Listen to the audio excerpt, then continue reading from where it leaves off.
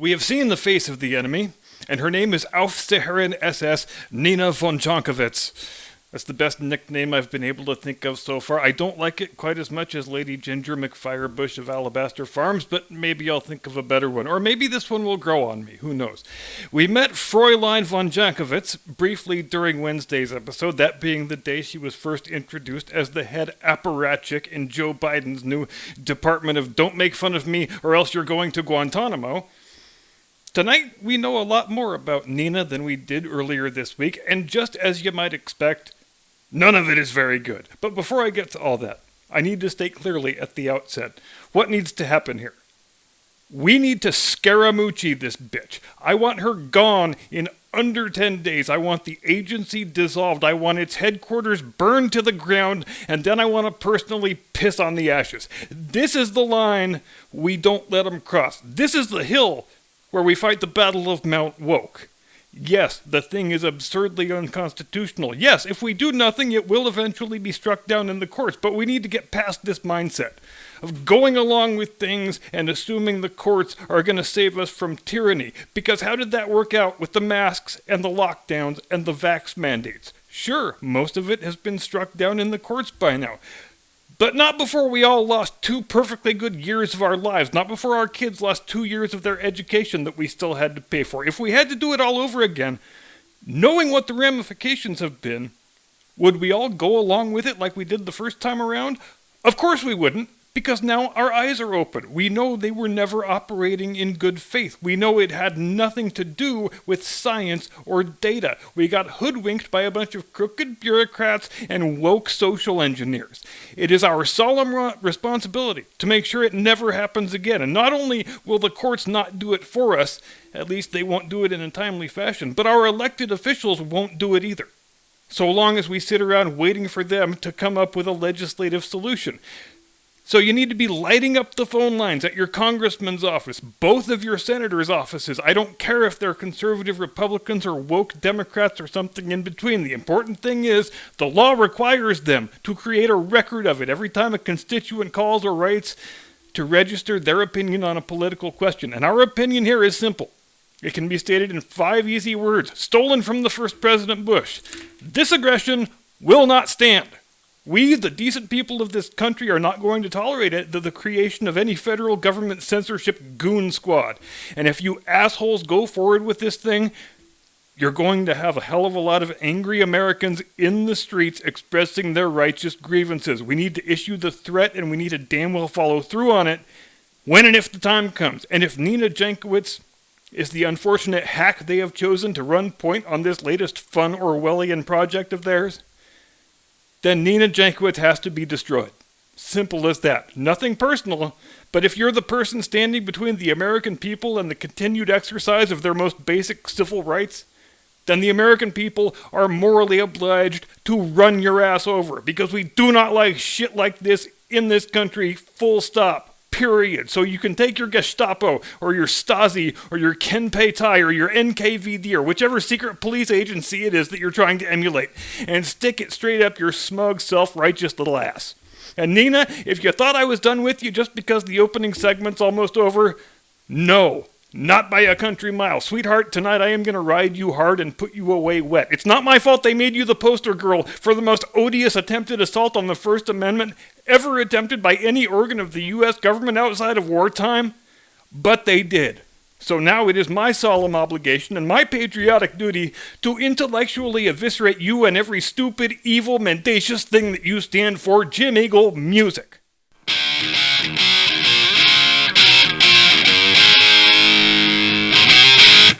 From high atop the battlements of Castle Curmudgeon, where the ground is attractive, the women are fertile, and the sheep are in hiding. Good evening, Mr. and Mrs. America, and all ships at sea. Welcome to the program. I am your eponymous host and humble servant. Happy Friday. I hope your work week has arrived at an agreeable conclusion. Nina Jankowicz is 33 years old, born in 1989, so the same age as our good friend and perpetual almost rape victim, Alexandria Ocasio-Cortez. She is unmarried and childless, as all congenitally unhappy, pathologically self-absorbed millennial women seem to be these days, and I suspect that her 14 cats would probably agree with me on that. Okay, maybe not 14, but come on, I bet it's 4 cats at a minimum. Just look at this chick. Not only can you totally picture her cosplaying as an S&M Nazi prison guard, or at least I can. Does that make me weird? Not only are you looking at the face of a person who would not hesitate to throw you in prison for making fun of her if she had half a chance, but you're looking at a person who, right under the surface of that exterior veneer that she struggles so mightily to maintain, probably is actually crazy enough to go home and lick her cats just like Angela from The Office. Like most unmarried, childless, joyless, cat-hoarding, harpial, shrew, millennial, liberal women, Nina spent the better part of her adult life so far, such as it is, attending a series of very fancy universities and compiling a collection of very fancy degrees, according to the publicly available biographic material. At the age of 33, she's only ever had one actual job, which, don't get me wrong, that's one more actual job than Joe Biden and Bernie Sanders have had. And where did she work? Where did she cut her teeth to gain the experience that would enable her to become the nation's official inquisitor of counter-revolutionary conduct in just a few short years? Well, she worked at some stupid Washington think tank. But not just any stupid Washington think tank. Nina worked at the Wilson Institute. And yes, it's named for Woodrow Wilson, and if you've been watching this program for any length of time, you already know my views on Woodrow Wilson, but if you haven't, here's a quick synopsis. Woodrow Wilson is the most racist president of the last 150 years, and it's not particularly close. There have been actual slave-holding presidents who were probably less racist than Woodrow Wilson was. Wilson is a guy who, if you walked up and told him he was a white supremacist, he would thank you for the lovely compliment. Woodrow Wilson set back the cause of full civil rights for black Americans and the cause of reconciliation between blacks and whites by probably 40 years at a minimum.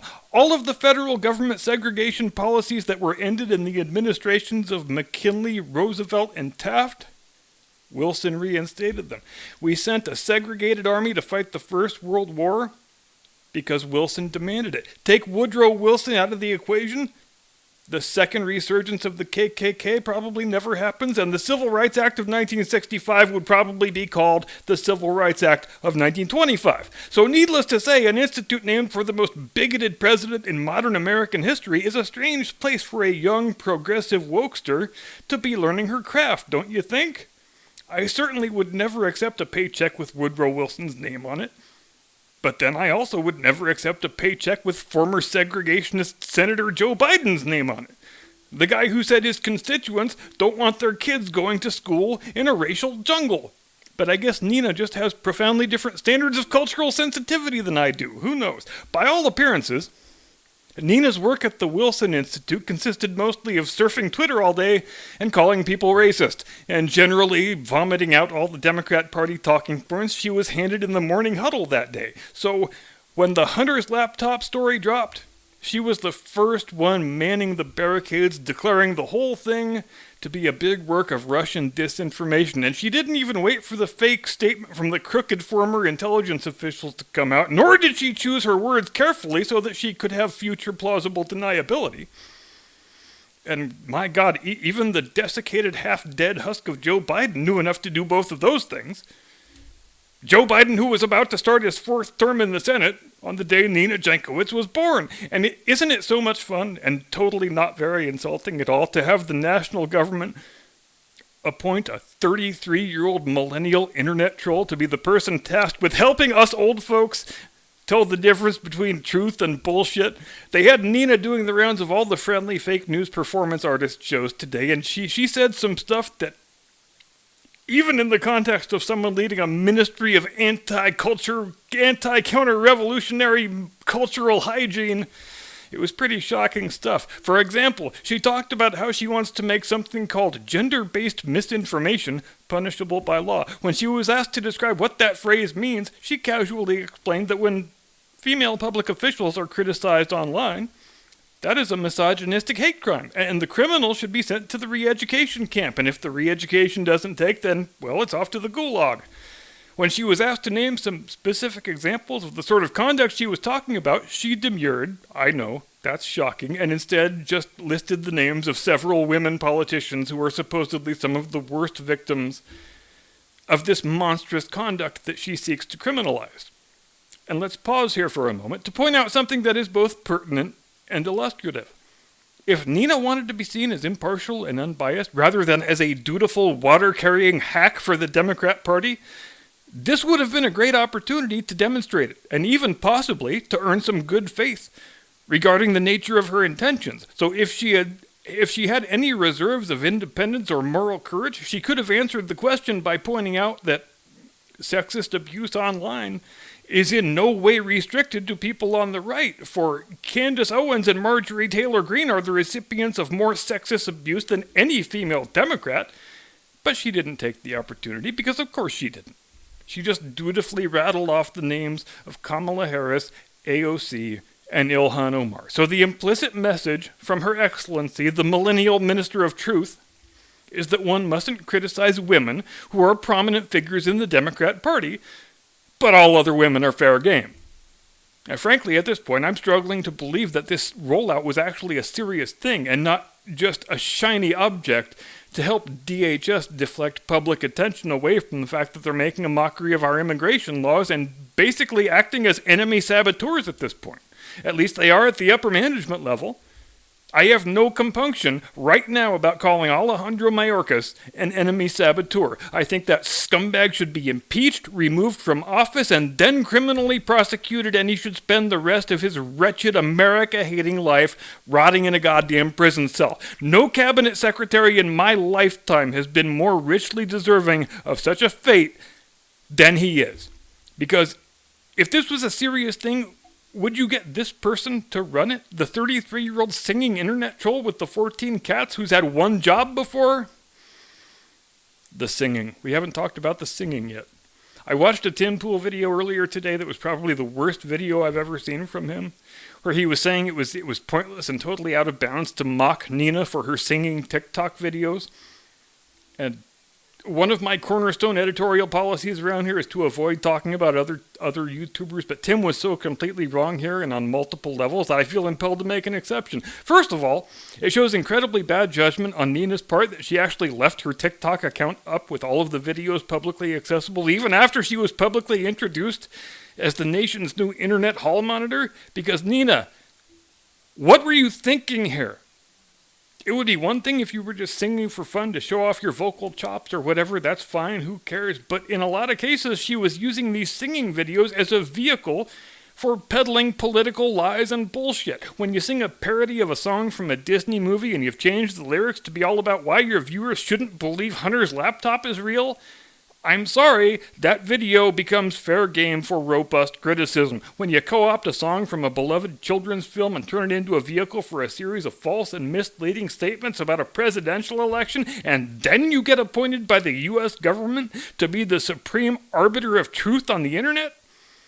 Sweetheart, you can call me a woman-hating misogynist until you are blue in the pantaloons, and I don't give a damn, because all of that stuff is in play. You had every opportunity to pull it down. You chose not to, and now you get to reap the whirlwind of public opinion. Again, I would advise anyone to think long and hard before they decide to insinuate themselves into a position where they are standing between the American people and their God-given right to say what they want, when they want, about whom they want.